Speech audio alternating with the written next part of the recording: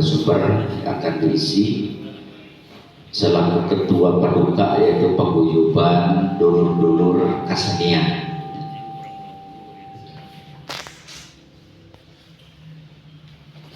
Insyaallah selaku pengajar seni, praktisi seni, terus di pelaku seni budaya, pegiat seni doa di wilayah Pangalengan anu diketuai langsung ku Bapak Roni Restiadi sarjana seni. Anu kedua MUI Kecamatan Pangalengan insyaallah nanti baris hadir banten paparin pemaparan terkait saran harmonisasi. Anu katiluna ti pendeta GKI Pasundan. Namun sampai saat ini Ibu Bangten dan senantiasa hadir narasumber berkaitan dengan sosialisasi antar tokoh agama dan juga budaya di wilayah Kecamatan Pangalengan yang sangat erat. Insyaallah menangka Roni kanggo kurikulum baik dan nabi biodata secara pribadi banten hapunten para narasumber kedah nama langsung banten ke operator dan biodata kurikulum sadana banten mah tegirangan karena hikmatna iya acara atau kegiatan biasa langsung we secara pribadi banten kanggo perkenalan kamu ketera kamu waktu sekali teman menghadiri hadiran lain. Atur nuhun ka Bapak Moderator. Assalamualaikum warahmatullahi wabarakatuh. Waalaikumsalam warahmatullahi wabarakatuh. Alhamdulillahirabbil alamin wassalatu ala sayyidina Muhammadin wa ala alihi washabihi ajmain bi rahmatika ya arhamar rahimin. Lamun dipayun panjatkeun puji kajat kersana ilahi rabbi nyataning Gusti nu Maha Suci nu nyangking diwiati ngawasa di marcapada. Urang sami-sami negrakeun rasa syukur ka Allah nu Maha Gopur anu salawasna ngariksa badan sakujur ti kawit lahir dugi katutup umur. Alhamdulillah ku karsamantenna urang tiasa patepung labung patepang wajah di tempat anu bahagia ieu. Oge mudah-mudahan salawat sareng salam urang bisa dilimpahkeun ka junjungan urang Kanjeng Nabi Muhammad sallallahu alaihi wasallam. Kerabatna sahabat tabiin dipugikeun ka urang sadayana anu sami-sami ngajujukeun kamuliaan dina ati kanana oge urang salaminan miharep kalebetkeun lompat mantena amin ya Allah ya rabbal alamin. Dengan pemerintah kecamatan oge Bapak Kepala Dinas Satpol PP kecamatan oge moderator anu dihormat Bapak Ketua MUI Kecamatan Pangalengan anu dihormat para Ketua MUI Desa Kecamatan Pangalengan anu dihormat rekan-rekan seniman budayawan perwakilan di desa Kecamatan Pangalengan oge di Mas oge anu dihormat atur nuhun sim kuring kalintang ajri anu daya hinggana alhamdulillah ku jalan sakatan perkenalan di paduka atau di paguyuban dulur-dulur kesenian hiji kahormatan kamu sim kuring biasa janten cumarios di tempat pengerjaan Bapak Camat tawis hiji pengakuan anu luar biasa kanggo kalangan seniman Kecamatan Pangalengan anu diwakilan ku Paduka Pangalengan sim kuring sakali deui ka pihak kecamatan pemerintahan atur nuhun anu saageng-ageungna kanggo kesempatan anu berbahagia ieu. Urang langsung bae sim kuring dina ieu acara harmonisasi tokoh agama dan budaya sim kuring kalitang ajrina ngawakilan di tokoh budaya ampun paralun anu kasuhun sim kuring aduh teu impen acan gitu ya abad kana budayawan tapi jalan untuk itu tangtos sim kuring yakin bahwa pertemuan ini bukan sebuah kebetulan, sudah ada dalam rencana Allah Subhanahu wa taala. Sim kuring bade medar hapunten sadayana sanes bade ngaguruan mung ieu mah sharing bagitunya selama ini dina seni budaya teh rupina masih aya sakelompok orang anu menganggapna sesuatu hal yang sebelah mata kumargi ketidaktahuan esensi dari seni budaya itu sendiri. Urang padarwaya sim kuring ngadamel tulisan alif berupa makalah Iya sanes kali ngaguruan niat mau ieu mah kanggo dokumentasi sebatas saya sejak digital nah oke kanggo ieu penyampaian simkuring. Kurang secara singkat baik, secara global nah alhamdulillah aya ieu tiasa diaos gitu kurang langsung baik berhubungan langsung dengan harmonisasi. Indonesia adalah negara kepulauan yang memiliki banyak keragaman, baik keragaman agama, suku, dan budaya. Salah satu yang mempengaruhi dari keragaman itu adalah letak geografis alam. Di setiap pulau atau daerah yang tentunya sangat mempengaruhi masyarakat yang mendiami masyarakat tersebut. Dalam tulisan ini membahas keragaman dari sudut pandang. Dalam tulisan ini penulis akan membahas keragaman dari sudut pandang kacamata seni budaya. Budaya berkaitan budi dan akal, merupakan cara hidup manusia dengan menggunakan akalnya, pemikirannya, pengamatannya, pengalamannya yang menghasilkan sebuah pola hidup yang turun-temurun menjadi sebuah adat kebiasaan, itulah kebudayaan.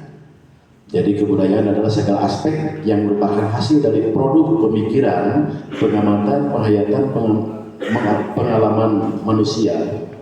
Kebudayaan akan berbeda di setiap daerahnya karena dipengaruhi oleh letak geografis tadi. Kebudayaan masyarakat pesisir misalnya tentunya akan sangat berbeda dengan kebudayaan masyarakat Huma di gunung. Maka dari situlah muncul keberagaman. Nah ini papat ketik seharusnya alihnya ke bawah. Dari keberagaman itu nenek moyang para pendiri bangsa kita sudah banyak mengajarkan sebuah arti toleransi, yakni meskipun kita beda suku, agama, dan budaya dan yang lainnya, tapi kita tetap harus saling menghargai satu sama lainnya demi terciptanya sebuah kerukunan. Nenek moyang kita khususnya Jawa Barat atau Sunda banyak sekali mewariskan nilai-nilai kearifan lokal yang tentunya syarat makna dan nilai-nilai yang adiluhung tetapi sayang sekarang banyak yang dilupakan. Sekuring muang abahas terlalu jauh tentang kearifan lokal kalinya bagi pantus bakal panjang. Dalam kesempatan ini penulis tidak ada niat menggurui, tetapi kita lebih pada sharing memaknai tema dari harmonisasi tokoh agama dan budaya. Marilah kita maknai hal ini dengan sikap yang positif, bahwa dua hal tersebut antara agama dan budaya itu adalah dua hal yang sangat erat kaitannya. Jadi kita tidak usah terpengaruh oleh oknum-oknum yang membenturkan dua hal tersebut.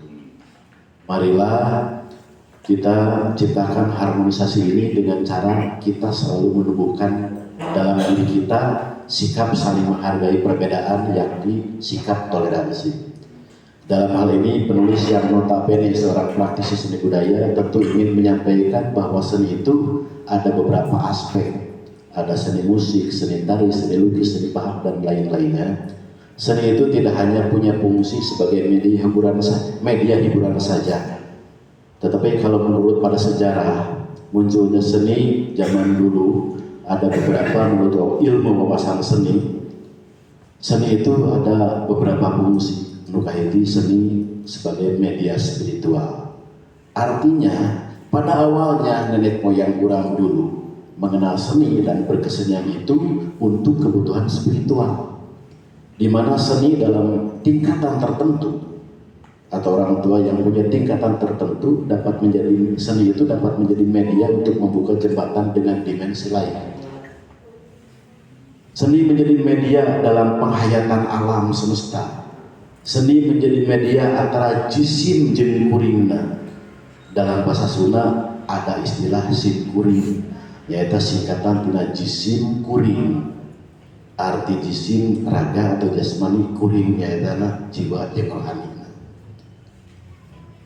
Seni sebagai penyeimbang, seni sebagai media pendidikan. Nah, pada waktu saat ini masih juga berkisar. Artinya media seni ini bisa menjadi media pendidikan, media propaganda, bahkan media dakwah.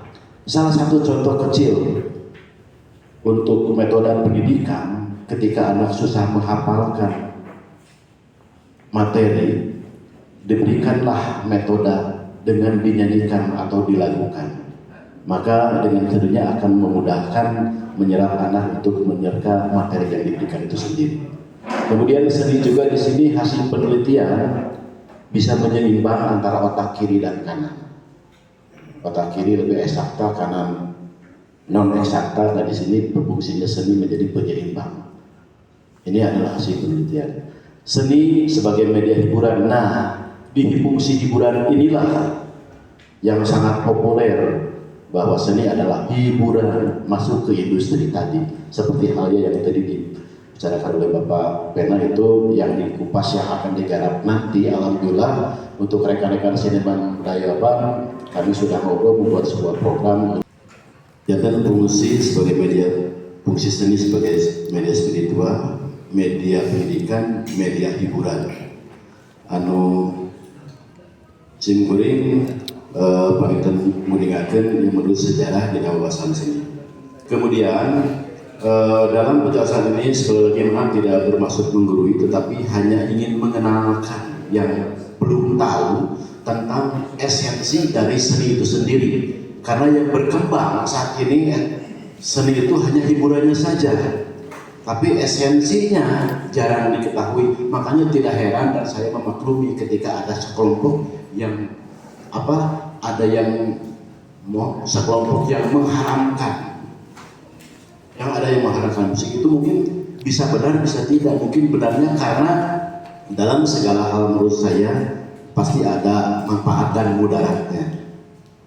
Mungkin mereka kelompok yang mengharamkan melihat seni itu ketika terjadi mudaratnya, padahal yang terjadi itu para pelakunya. Contoh sebuah karya seni, kenapa orang seni-seni yang dulu, lagu-lagu Pangapungan misalnya, aya kecapruk ku padung remku lemah ngupung kawang-kawang, eta teh sebenarnya menyeritakeun pangeling bahwa itu teh sakaratul maut gitu.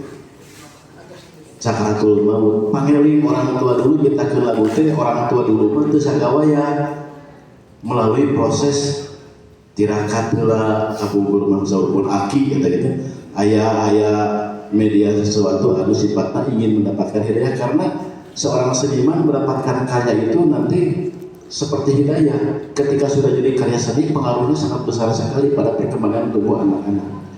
Beda dengan orang misalkan ketika nyanyi lagu tapi dalam keadaan mabuk, misalkan dalam keadaan maksiat muncullah lagu misalkan, pengaruhnya akan negatif. Itu rumus dan pasti. Tapi beda menciptakan lagu dari hasil tirakat, hasilnya akan lain. Nah mungkin karena melihat yang sisi yang tadi banyak mudaratnya, karena dari karya seni yang ditampilkannya juga hasil dari tidak baik gitu, artinya menghasilkan karya yang tidak baik. Tapi ketika kita menjalankan sebuah karya seni, membuat sesuatu dengan prosedur yang baik sesuai dengan kaidah-kaidah filosofi, insya Allah akan baik pula. Nah, jadi di sini sekali lagi hanya mengenalkan tadi sekilas saja bahwa kita menuju harmonisasi, artinya kita akan tercapai apabila kita saling mengenal, saling memahami satu sama lainnya. Kalau tidak mengenal dan mengalami, baru kita akan, kalau sudah mengenal dan memahami, baru kita akan menghargai perbedaan. Dari situlah harapan kita semua, yaitu terciptanya satu harmonisasi. Marilah kita maknai perbedaan itu adalah sebuah rahmat. Marilah kita belajar dari karunia nikmat yang maha kuasa yang sering kita lupakan, yakni memahami tubuh raga kita itu adalah sebuah penyatuan dari berbagai perbedaan yang bersatu dalam wujud.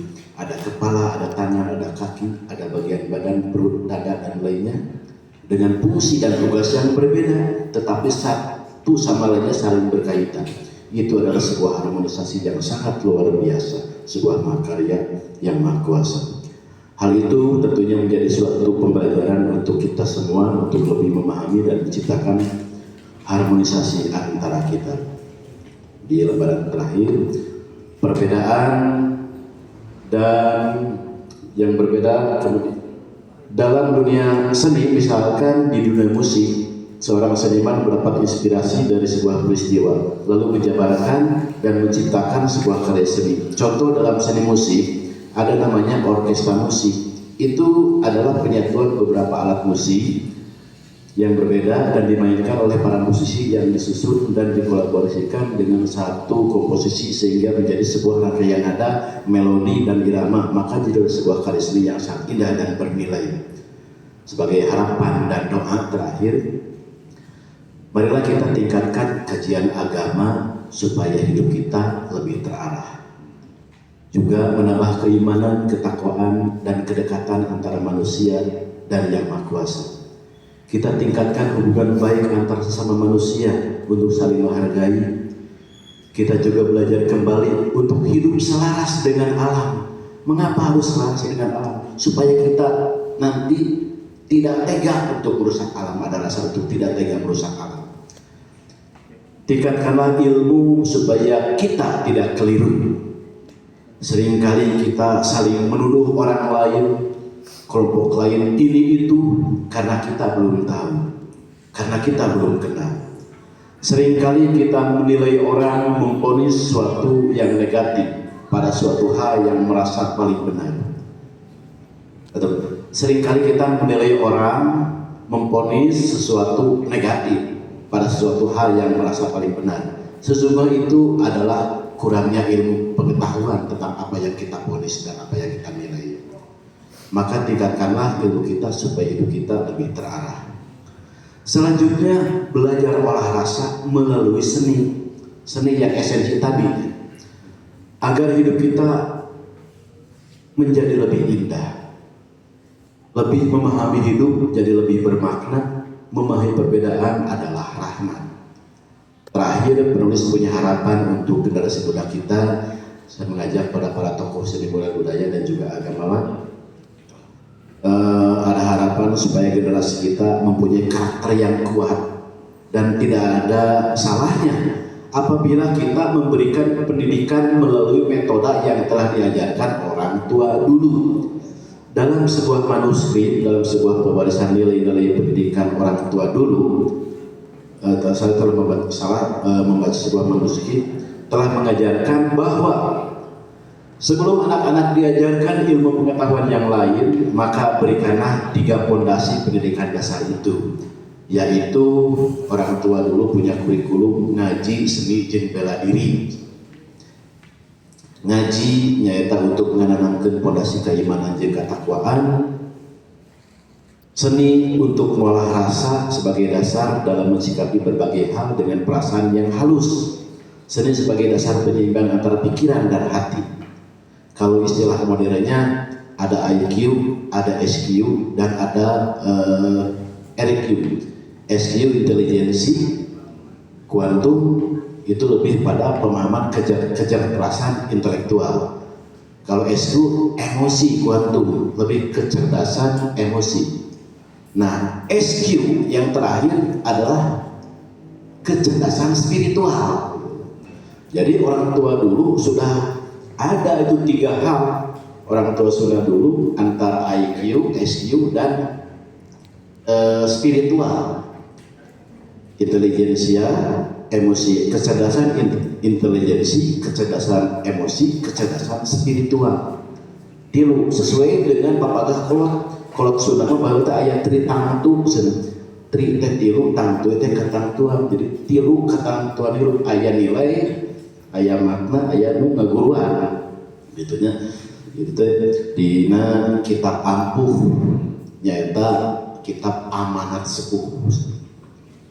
Dan cantumkan musim kuring aja. Akhir kata, nah dina seni itu keur olah rasa eta. Anu katilu nyaeta bela diri. Nyaeta keur ngalatih jasmani, ngananakeun sikap disiplin dan kepercayaan diri. Urang sami-sami sasarengan nya di generasi muda supaya punya karakter kuat. Nyaeta ngaji, seni jeung bela diri. Lamun orang Cianjur mah nyebutna teh ngaos, mamaos, jeung maempo cenah kitu. Ngaos nya diajar sami, ngaos istilah bahasa Sunda, ngaos diajar agama. Nah, mamaos teh nyaeta ciri khas Cianjuran, mamaos tentang Sunda Cianjuran. Maempo teh nyaeta maempo nyaeta usik bela diri teh maempo teh. Kalau saurus kalau Cianjur. Nah gitu. Eh, Akhir kata, semoga tulisan ini dapat membuka pemahaman tentang seni budaya yang selama ini masih ada sekelompok yang memandang sebelah mata. Kami para pelaku seni budaya tentu berharap hidup tentram berdampingan dengan berbagai golongan tanpa saling hujat. Marilah kita bersama-sama membangun sebuah harmonisasi antar golongan demi terciptanya suasana yang damai, silih asah, silih asuh, silih asih. Demikian dukungan dari pihak pemerintah juga, alhamdulillah kami sudah membuat konsep dengan Bapak Penan, pemerintah juga sangat kami harapkan untuk para pelaku seni budaya yang terus berjuang mempertahankan nilai-nilai seni budaya sebagai warisan nenek moyang yang merupakan ciri identitas bangsa. Mudah-mudahan dari awal sejarah perkembangan Nusantara seni budaya itu selalu beriringan dan menjadi potret, sebetulnya potret perkembangan sejarah Nusantara dan budaya di setiap daerahnya. Bahkan di Pangalengan juga alhamdulillah simkuring mudah-mudahan hoyong sharing sareng Bapak saya bila aya melepat kieunya simkuring menuju menelusuri sejarah Pangalengan. Namanya ayat tilu sumber tilu nanti keterangan anu ku kadangu ku abdi anu kahiji saur sepuh, anu kadua saur versi belana, anu katilu saur literatur. Anu kahiji mudah-mudahan aya nu ngalaraskeun bilih abdi lepat saur sepuh misalnya baheula teh Pangalengan teh aya caringan dua katingali siga pakaleng-kaleng cenah. Jadi disebut Pangalengan saur sepuh sareng kuanana aya kene sebagian eta teh ciri cenah ciri baheula teh wadana anu ditugaskeun di Pangalengan kabupaten teh canda pemerintahan nuju aya zaman perampok Bupati Bandung nugaskeun wadana Majalaya ka Pangalengan keur numpas eta pemberontakan. Berakhir ditumpas eta gerombolan teh. Akhirna dongkaplah dalam Bandung wadana nyu hapunten jadi nyemah dihanap ku dalam Bandung teh di kaleng dihanap di kaleng gitu di kaleng anu pada waktu itu makan seorang wadana di kaleng kubot itu sesuatu banget gitu sangat akhir dan sebagainya dalam diabadikan lah bu keturunan teh itu di tercepan caringin dua kaleng-kaleng ternyata ciri itu dalam Bandung kaleng wadana Majalaya anu berhasil lupas gerombolan di Pangalengan. Eta versi dongeng namanya simkuring salah satunya sareng kewanangan di Purik atau tak sepuh. Anu kedua versi Belanda ai versi Belanda mah bahasa Indonesia Pangalengan yaitu tempat pengalengan makanan yaitu susu itu Pangalengan beda A sareng E. Mohon maaf. Eta jadi yekin. Tanu katilu mah aya literatur sejarah Banjaran simkuring aya terasan di turunan di ayang Kamasan Puradia sareng ieu. Dina literatur eta Pangalengan teh asa kecap kina pangelingan cenah. Pangelingan. Dongeng teh dina disebatkeun ketika aya tamu si dalam Bandung itu nuju teh aya bade ka mana agan saur baringan teh ngaing cenah bade ka Tomoh di Banjaran bade ka tempat Pangelingan saur teh. Nah kejadian itu berulang-ulang datang tamu gunungan mana menuju ke Pangalengan menuju ke tempat Pangelingan maksudnya itu sumber anu sikusireng ka si dapat tapi tidak campak jantan tulisan simkuring namanya ieu kumargi simkuring aya rencana sareng para seniman seniwati bade ngaguar sejarah Pangalengan hari jadi Pangalengan teu acan aya hari jadi Pangalengan mudah-mudahan ukur spirit keur lebih mencintai tanah kelahiran rumah cai Pangalengan. Keberadaan budaya sareng seni anu dikaitkeun sareng masalah keagamaan anu mana tadi parantos kaguar para pemilik pendalam mah painten nyapunten pribadi salah seharusnya orang seni anak budaya gitu pada disarakamna benten aya gitu sekali deui benten aplos kanggo para narasumber anu haji para sampari mudah-mudahan dapat manfaat kahuran sadayana.